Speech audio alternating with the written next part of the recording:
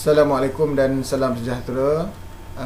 Pada kali ini saya ingin membangkitkan satu isu yang telah ditimbulkan oleh utusan Malaysia pada 15 hari bulan Jun, iaitu semalam, bagaimana utusan Malaysia telah menyiarkan satu karikatur yang bertajuk Kekeliruan Kes Rogol. Karikatur ini telah disiarkan. Isunya adalah bagaimana seorang wanita yang telah dirogol. Beliau telah pengaduan yang pertamanya pada Tok Penghulu, yang keduanya dengan aduan kepada pihak polis. Tok Penghulu menyebut bahawa sekiranya tidak ada 4 orang saksi, hanya bergantung kepada rakaman handphone, ia tidak boleh dijadikan alat sebagai saksi. Disebut sebab dia tidak ada telinga dan tidak ada mata, dia hanya besi. Itu disebut oleh Tok Penghulu dalam karikatur ini. Yang keduanya adalah pihak polis menyebut bahawa kalau sekiranya ada bahan bukti iaitu handphone, dia kata bagus, alat itu pun boleh jadi bukti. Saya sebenarnya pada pagi ini saya ingin mempersoalkan apa sebenarnya sikap yang ingin ditunjuk oleh utusan Malaysia dalam menyiarkan karikatur ini. Adakah penyiaran ini bagi tujuan untuk menunjukkan bahawa hukum Islam itu tidak adil? Adakah dengan tujuan meletakkan karikatur ini untuk menunjukkan kepada masyarakat bahawa sekiranya kita menggunakan hukum Islam, maka akan ada di kalangan masyarakat dalam negara kita ini yang tidak akan terbela? Dan secara tidak langsung ini menunjukkan bahawa bagi pihak utusan bahawa undang-undang Islam itu adalah undang tidak adil. Kerana sebagai buktinya dia menyebut bahawa kalau tidak ada 4 orang saksi, maka kalau hanya bergantung kepada rakaman telefon, maka ia tidak boleh diguna pakai.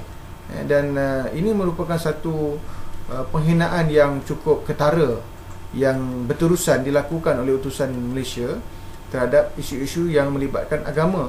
Dan saya percaya bahawa ini akan menimbulkan persepsi buruk masyarakat, khususnya masyarakat Islam dan juga masyarakat bukan Islam terhadap buku Islam itu sendiri.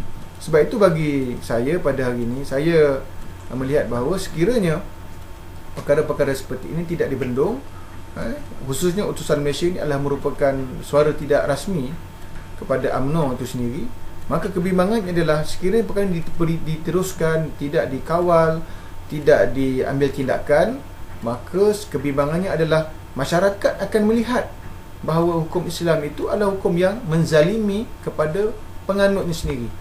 Oleh itu saya mencadangkan kepada hari ini supaya utusan Malaysia perlu membuat satu kenyataan balas ataupun membuat kenyataan penarikan semula karikatur-karikatur seperti ini, sama ada yang melibatkan kes yang berlaku pada hari semalam dan juga hari-hari yang sebelum ini.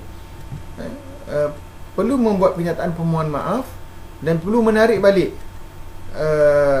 segala bentuk karikatur yang disiarkan ini. Jangan kerana melihat kepada soal kepentingan politik, kerana dilihat sebagai soalan isu yang sedang berlaku dalam negara kita ini, isu itu menunjukkan bahawa sekiranya dia tidak memberikan kelebihan kepada pemerintah, maka isu itu akan dimainkan walaupun ia memberikan kesan kepada agama Islam itu sendiri. Yang keduanya, saya melihat bahawa sekiranya utusan Malaysia masih lagi berterusan dengan perkara seperti ini, saya rasa kebimbangan saya adalah akan timbul rasa tidak puas hati, rasa kekesalan, dan kebimbangan saya adalah akan berlaku tindakan-tindakan lebih keras terhadap perkembangan yang cukup mendukacitakan ini. Sebab itu saya mencadangkan supaya utusan Malaysia segera menarik balik karikatur seperti ini dan permohonan maaf perlu diberikan. Dan sekiranya tindakan itu tidak dibuat, saya melihat bahawa bagi pihak Dewan Pemuda PAS Malaysia, saya percaya sekiranya perkara ini tidak dibuat, maka kita di peringkat pemuda tidak akan teragak-agak untuk mengambil tindakan lebih drastik. Kita akan siarkan kenyataan media sebentar lagi secara rasminya melalui Dewan Pemuda PAS Malaysia. Tetapi sekiranya tidak ada tindakan daripada utusan Malaysia, maka saya nak sebut sekali lagi bahawa Dewan Pemuda PAS Malaysia tidak akan teragak-agak mengambil tindakan yang lebih drastik kepada terhadap utusan Malaysia. Jadi saya minta supaya kepada semua pihak yang khususnya yang terlibat dalam dunia media, sama ada media cetak, media elektronik, media baru, supaya lebih berhati-hati dan lebih amanah untuk menyiarkan sesuatu untuk paparan awam, okay? Dan jangan kita hanya melihat kepada sudut-sudut tertentu demi kepentingan politik, demi kepentingan sesetengah pihak, maka kita menyiarkan berita tersebut.